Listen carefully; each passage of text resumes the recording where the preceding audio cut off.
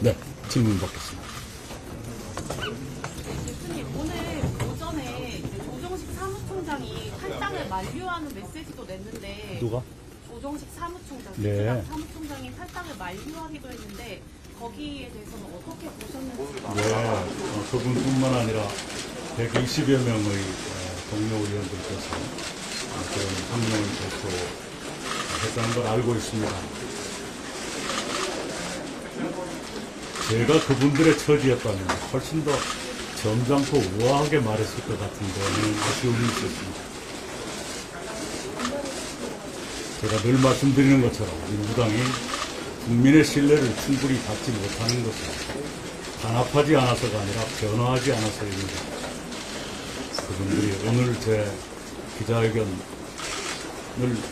목전에 둔 시점에 그런 말씀을 하시는 심정은 이해하지만 그런 노력을 평소에 당의 변화를 위해서 썼더라 않았겠을까 하는 아쉬움이 느껴집니다.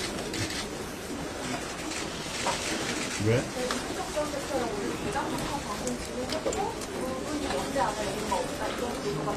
누가요? 아, 예. 네. 근데 늘 제가 말씀드린 것처럼 뜻을 같이 하는 사람들은 누구라도 협력할 용의가 있습니다. 그리고 협력해야 합니다. 지금의 나라를 망가뜨릴 정도로 왜곡되고 있는 이 양당 독점의 정치 구도를 깨는 일, 이게 만만치 않은 일이기 때문에 뜻을 같이 하는 사람들은 힘을 모아야 합니다. 네. 지금 그 양당 정치구도를 깨시다는 말씀하셨는데, 국민이나 민주당에서 없는 제3당에서 민주당에도 없는 어떤 가치들을 가치만을 만들고자 하시는 건지, 예. 가치들은 현재 민주당에서 구현할 수 없는 그런 가치가 따로 있다고 생각합니다. 예.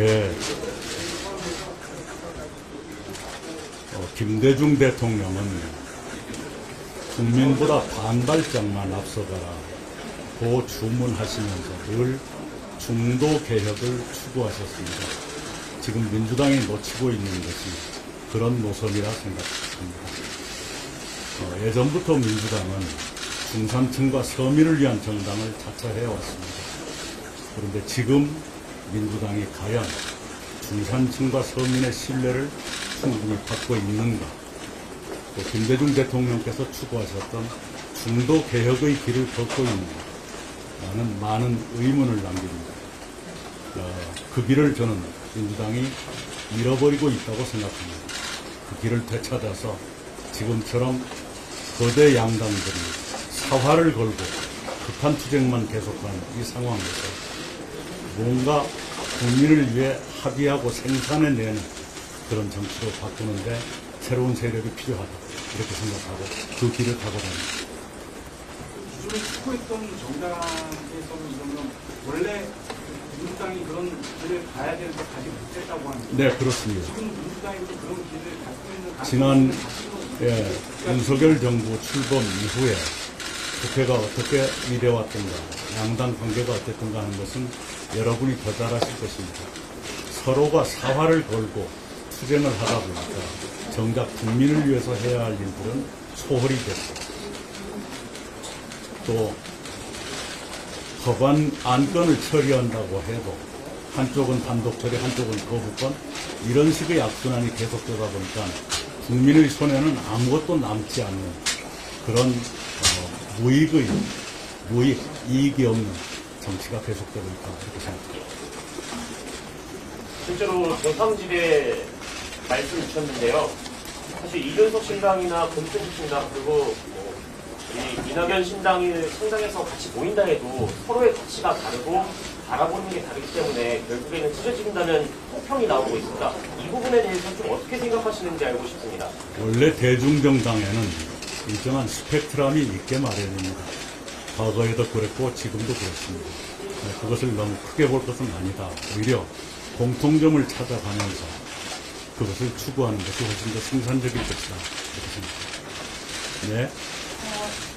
그 기자회견에서 김대중 노무현 대통령을 언급하셨는데요. 전임 정부에서 함께하신 문재인 대통령 언급은 없었습니다. 이유가 있으실까요? 지금 김대중 노무현 정신은 전설 같은 유산이 돼 있는데 문재인 정신과 가치는 현재 진행형이라서 역사에 올리기는 아직은 좀 빠르지 않나. 그것 때문에 뺐습니다.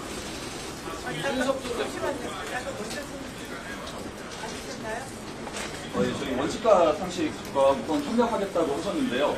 뭐 만나서 의논하는 자리 뭐 가지셨거나 가지실 예정인지 당장 창당 준비위원회부터 함께 좀 꾸리실 예정이신지 네, 지금 협의가 진행되고 있는 것으로 듣고 있습니다. 네.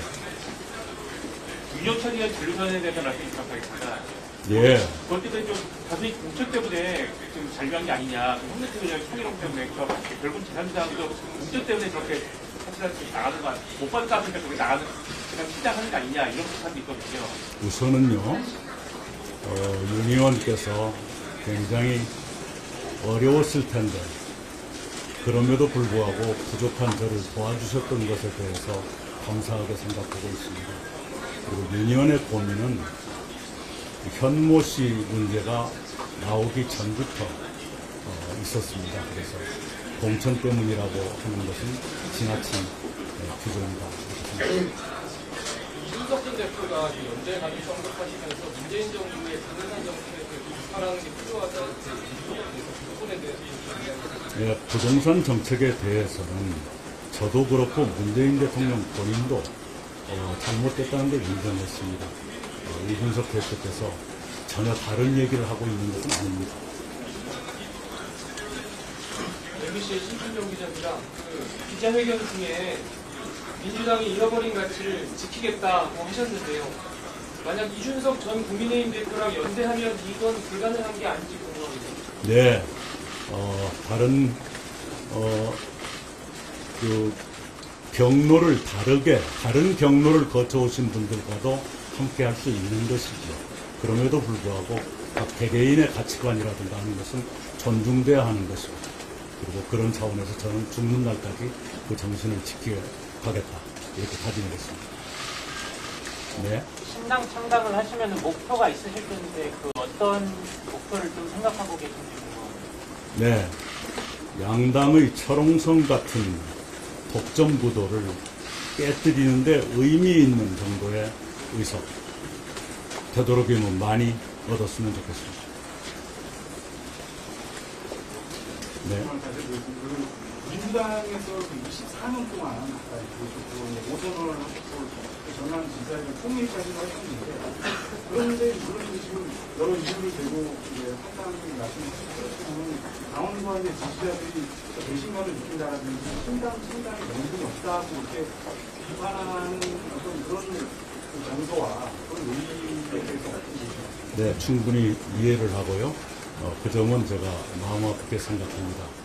저도 저희 아버지가 돌아가시는 날까지 민주당 당원으로서 수십 년 동안 아무런 보상도 받지 않고 봉사했기 때문에 그 심정을 잘 알고, 그래서 그분들께 특별히 이해를 구하는 그런 회견을 했습니다. 이런 고민을 제가 했었습니다. 지금 민주당에 남아서 아무 말도 못하는 채로 따라다니면서 선거에서 간간히 응원이나 하는 것이 더 가치 있는 일일까? 아니면 새로운 정치를 갈망하는 수많은 국민들께 길동무라도 되드리는 것이 더 가치 있는 일일까? 이 두 가지를 놓고 고민했습니다. 후자가 더 가치 있는 일이라고 결론을 냈습니다. 네. 선언문에 대원을 통한 정권형 네. 시간 없는 정치와 성역 없는 네. R&D 시험과 네. 어제 담론을 내셨는데 이유가 있으실까요? 제가 새로운 우리를 위한 다짐이라는 제목을 붙였는데 뭘 하고자 하느냐 하는 것이 덜 알려져 있고요. 또 언론들도 즐겨 다루지 않는 분야입니다. 그래서 이제부터는 비전을 중심으로 국민들과 소통하겠다 그런 의지로서 말씀을 드렸고요. 앞으로 몇 가지 단계마다 점점 그걸 더 구체화해서 말씀드려야 하는 그런 계기가 있게 될 것입니다. 그것을 위한 시작으로서 오늘 조금 내놨습니다. 네. 아, 네.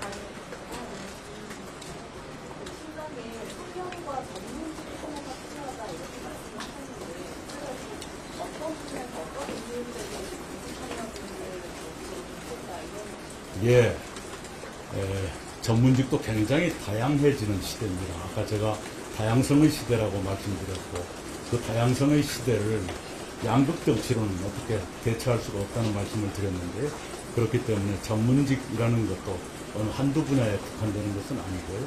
굉장히 우리가 아직 알지 못했던 분야까지를 포함해서 많은 분들이 와주시길 바라고요. 지금 그런 분들과 대화를 하고 있습니다.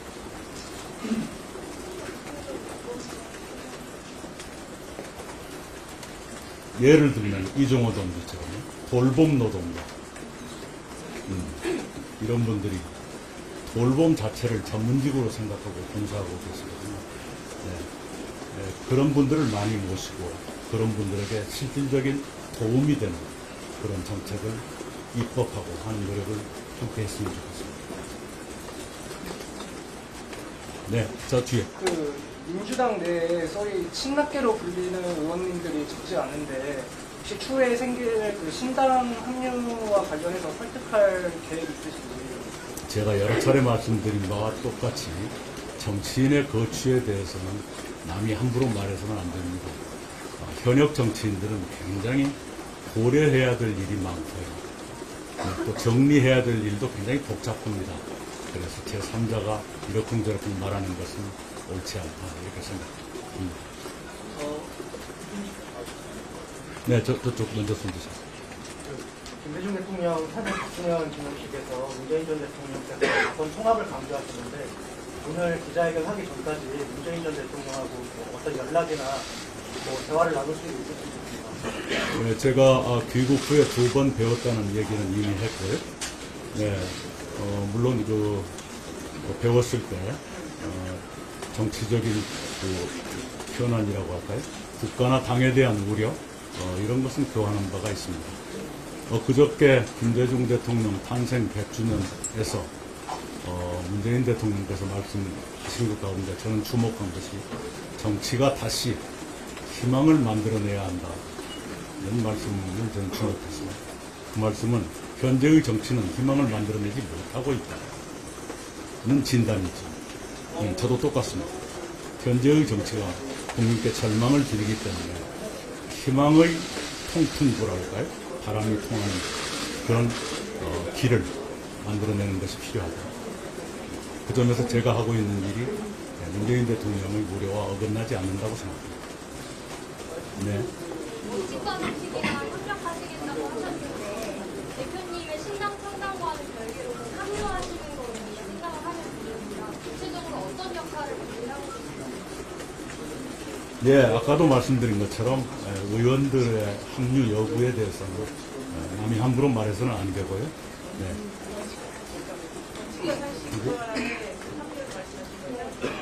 원칙과 상식. 예. 그분들과는 협력하게 될 것이라 했고요.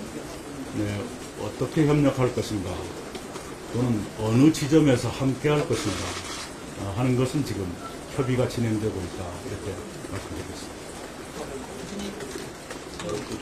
네네. 네. 오늘 회견부 서두에 이재명 대표 표율을 먼저 네네. 해주셨는데요. 이재명 대표 너무 비판료는 지금 어쨌든 이탈 중이니까 다시 한번 받았는데 일단 정의에 대해서 논의하실 생각이 있으신가요? 그렇게 할 것 같지는 않습니다. 네. 거대 양당제를 비판하는 분인데 다당제를 일단 시도하시겠다는 걸로 좀 알아드리면 될까요? 그리고 선거법 개정에 대해서 좀 한 말씀 부탁드립니다. 예, 민주당이 이미 오래전부터 지켜왔던 입장, 그리고 대표도 공약했던 그대로 연동형을 유지하는 것이 옳은 길입니다. 원래 민주당은 다당제를 지향했었고 소수 정당을 도우면서 그 소수 정당을 우군화했던 아름다운 정통이 있습니다. 우군화, 우군처럼 만든. 그런데 언제부턴가 그 소수 정당을 배제하려는 이상한 기운이 생겼는데 그것은 오만이라고 생각합니다. 다시 다당제를 추구했던 소수 정당을 지원하고 배려했던 그 전통으로 돌아가야 한다고 생각합니다. 네. 그 11월 말쯤에 네. 11월 말쯤부터 당을 비판하신 발언이라든지 당을 시사하는 발언들이 있었고 지금 한 달 반에 2달 가까이 지났습니다. 그 시간 동안 탈당을 결심하게 된 하나의 계기라던가 시점이 있다면 또는 뭐 가장 아쉬웠던 지점이 있다면 어떤 것들이 있나요? 예, 그 얘기는 뭐 따로 할 건 없고요. 굉장히 어떤 단일 사건 때문에 갑자기 생각이 바뀌거나 그렇지는 않습니다. 길게 보면 몇 년 동안, 짧게 보면 몇 개월 동안 줄곧 고민을 해왔다. 그렇게 말씀드립니다. 앞서 이제 연맹도 자체가 만나기도 했고 한통위 연맹으로 나오긴 했었잖아요. 지금도 그분들과 같이 선택해서 어떤 정치를 구현할 생각이 그분들은 저와 마찬가지로 대단히 책임 있는 역할을 당과 국가에서 했었더랬죠. 그리고 그동안에 세 사람이 함께 모이지는 않았지만 1대1로 만나서 국가와 당을 걱정하는 문제의식은 공유한 바가 있습니다. 그러나 앞으로 어떻게 하자는 얘기는 누구도 거론하지 않았습니다. 양당체제를 깨뜨리는 것이 목표라고 하셨는데 불판의 253석 지역 구석 중에 예전 차기 총선의 내대율 지역구 후보 규모는 얼마나 좀 생각하고 계십니까? 할 수 있는 한 거의 다 내야 되겠죠. 네, 다 내야 되겠죠. 네. 아이고, 이거 1인당 몇 번, 이거 횟수 제한 없나요? 두 분은 몇 번씩 했어요? 네. 네, 네, 네. 말씀해 주세요.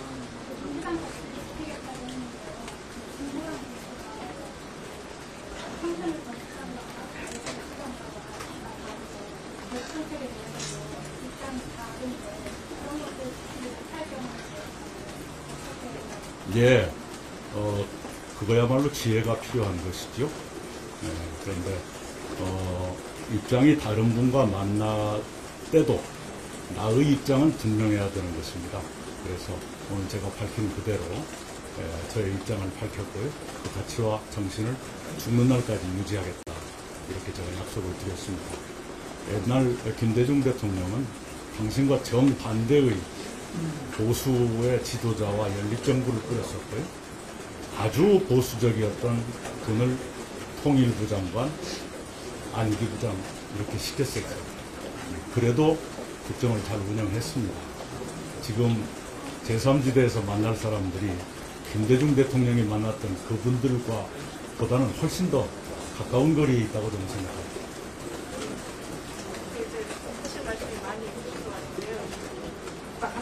예, 예. 이쪽과, 네. 예. 그 제3지대 빅텐트가 현실화되면 굉장히 그 넓은 스펙트럼의 정치적 배경을 가진 분들이 모이게 되는데 이분들을 결합할 수 있는 공통의 가치는 어떤 걸 생각하고 계십니까? 네, 제가 아까 말씀드린 대로 정치를 바꿔야 한다. 이것이 공통된 열정입니다. 철옹성 같은 양당 독점의 구도. 이것이 대한민국을 망가뜨리고 있다. 거기에 바람구멍이라도 내고 변화를 시작해야 한다. 이것은 공통입니다. 그리고 아까 스펙트럼 말씀했는데 그것도 같은 말씀의 반복입니다. DJP 연합보다는 훨씬 더 거리가 가까운 사람들끼리 모이게 된다. 이 말씀드립니다. 새로운 정치를 해야 된다고 말씀하셨잖아요. 그 말씀하시면 다시 쭉 들어보면 이전에 이제 추구했던 거라든지 또 그동안에 계속 나왔던 얘기가 말씀이었던 걸로 이렇게 보여주는 것이 기존에 있었던 정당이 추구하는 가치와 실효가 느껴지지 않는다는 반론이 있을 것 같은데 좀 중요하게 생각하시는 것이 탈당해서 새로운 걸 만들려고 들어가시는 것이 사람의 문제인지 가치가 문제인지 어느 게 더 중요하게 생각해서 결정하시는 것이 있으시겠어요? 지금 양당, 기성정당들도 그들이 표방하는 가치는 근사한 것들이 많죠. 그렇게 보지 마시고 실제로 그들이 해왔던 것이 무엇인가 이걸 봐주시기 바랍니다. 특권 없는 정치, 그게 새롭지 않은 구호다라고 말씀하실지 모릅니다. 현실은 정치가 특권으로 기본복이 되어 있지 않습니까? 그것 때문에 국가기강이 무너지고 있지 않습니까? 그걸 바로잡겠다는 것은 새로운 것이고 중요한 것입니다. 마무리 될까요? 네, 마지막. 네. 두 분만 할게요. 예, 고대 양강동 이제 팍팍 말씀하셨는데 이낙연 전 대통령도 이제 그 고대 양강동 지내셨던 분이고 이준석 전 대통령도 그 지내셨던 분이고 그래서 이게 그 사이의 과정에 대해서 뭔가 좀 설명할 수 있는 부분들이 있어요. 그렇게 이제 양당 고대 양강 대표에서 고대 양강 팍파로 나아가는 데 대한 그 과정입니다. 오히려 양당에서 대표까지 지냈기 때문에 그 폐해를 더 알 수 있다고 생각합니다. 아무것도 모르고 경험도 없는 사람들이 하는 것보다는 양당에서 함께 했고 또 책임 있는 역할까지 했던 사람들이기 때문에 그런 반성에 입각한 새로운 정치, 새로운 시도, 그것은 오히려 더 결실을 맺기 쉽다 이렇게 생각합니다. 네. 네. 목표가 아까 더 말씀드린 전부 다가 목표입니다. 네. 자, 고맙습니다. 네, 감사합니다. 그렇죠? 네, 감사합니다.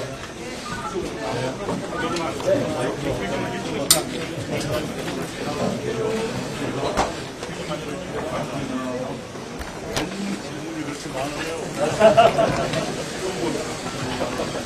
제일 많이